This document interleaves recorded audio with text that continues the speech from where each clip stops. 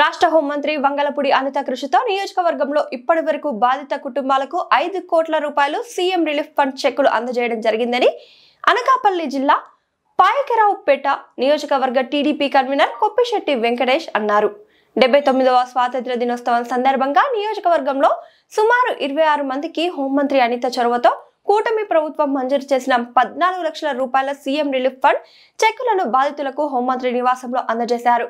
ఈ సందర్భంగా కొప్పిశెట్టి వెంకటేష్ మాట్లాడుతూ హోంమంత్రి అనిత కృషితో ఈ మధ్య కాలంలో కాగిత గ్రామంలో సీఎం రిలీఫ్ ఫండ్ నుండి 12,43,000 రూపాయలు ఒక బాధితుడికి మంజూరు చేయడం జరిగిందని తెలిపారు. కూటమి ప్రభుత్వం పేద ప్రజల పక్షాన నిలబడే ప్రభుత్వమని, ఎన్నికల్లో చెప్పిన పథకాలు అన్ని కూడా ఒక్కొక్కటిగా అమలు చేస్తూ ఈ కూటమి ప్రభుత్వం ముందుకు సాగుతుందని తెలియజేశారు. ఈ కార్యక్రమంలో గింజాల లక్ష్మణరావు, కర్రి ఆంజనేయులు, తుమ్మల వెంకటరమణ, పిక్కి గంగరాజు తదితర నాయకులు, కార్యకర్తలు, ప్రజలు పాల్గొన్నారు. మరి ఆ చెక్ పాస్ అయ్యేలాగా చర్యలు తీసుకున్నందుకు అనితమ్మకి మరొకసారి కృతజ్ఞతలు తెలియజేసుకుంటూ ఈవేళ 26 మందికి సుమారుగా 14 లక్షల రూపాయలు ఈవేళ చాలా మంది వివిధ రకాల ఆపరేషన్ చేయించుకున్న వీళ్ళందరికీ కూడా చెక్కులు ఇవ్వడం జరిగింది. మరి అలాగే మొన్ననే కాయిత్ గ్రామంలో 12,43,000 రూపాయలు 12,43,000 రూపాయలని ఒకే పేషెంట్కి మరి శాంక్షన్ చేయించడం జరిగింది. మరి అలాగే ఈ సంవత్సర కాలంలో సుమారుగా ఈ నియోజకవర్గంలో ఉన్న చాలామంది పేషెంట్లకి అనారోగ్యంతో బాధపడి మరి ఆపరేషన్ చేయించుకున్న వాళ్ళందరికీ కూడా 5 కోట్ల రూపాయలని 1 ఇయర్లో అనితమ్మ ఆధ్వర్యంలో ఈ నియోజకవర్గంలో ఇవ్వడం జరిగింది. తెలుగుదేశం పార్టీ అంటే కార్యకర్తకు భరోసాగా ఉంటుంది.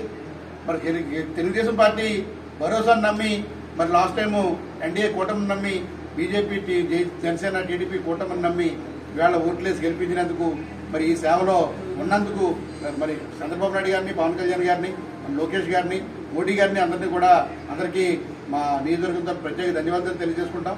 ఎందుకంటే చాలా మంది ఆరోగ్యశ్రీ లేకపోతే ఇన్సూరెన్స్ లేక చాలా ఇబ్బందులు పడుతూ ఆపరేషన్ చేయించుకోలేక డబ్బులు లేక చాలా ఇబ్బంది పడుతూ అప్పులు చేసుకుని వారు అప్పుల పాలు అయిపోయి ఇవాళ వీళ్ళందరూ ఉంటే ప్రభుత్వ సాయంగా ఏ ప్రభుత్వం ఆదుకోలేని విధంగా ప్రభుత్వ సాయంగా వీళ్ళందరికీ కూడా ఈవేళ సుమారుగా 14 లక్షల రూపాయలు అందజేయడం జరిగింది. మరి గత సంవత్సరం నుంచి 5 కోట్ల రూపాయలు అందజేయడం జరిగింది. మరి ఈ విషయాన్ని ప్రజలందరూ దృష్టిలో పెట్టుకోవాలి. ఎందుకంటే ఏదన్నా ఆదుకుందంటే తెలుగుదేశం పార్టీ అధికారంలో ఆదుకుంది. ఇవాళ ఆగస్టు 15 సందర్భంగా అనేక సంక్షేమ పథకాలను కూడా ఇవాళ ప్రకటించడం జరిగింది.